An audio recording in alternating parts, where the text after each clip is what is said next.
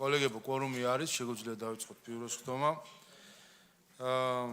განსახილველი საკითხები, ზოგადი განათლების შესახებ განხილვა მესამე მოსმენით, უმაღლესი განათლების შესახებ განხილვა მესამე მოსმენით, საორგანიზაციო, ბატონო. დიახ, საორგანიზაციო საკითხებსაც შეეხება.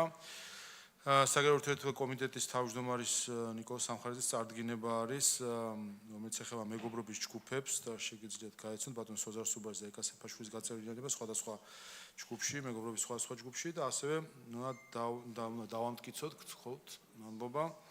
და ასევე უნდა დავამტკიცოთ საქართველოს პარლამენტის წევრის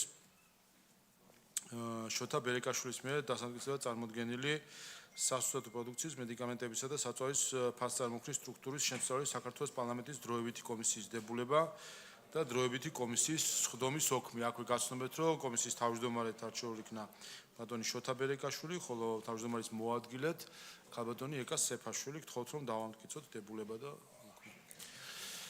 მადლობთ, შეგვიძლია გადავინაცვლოთ ცნობათა დარბაზში.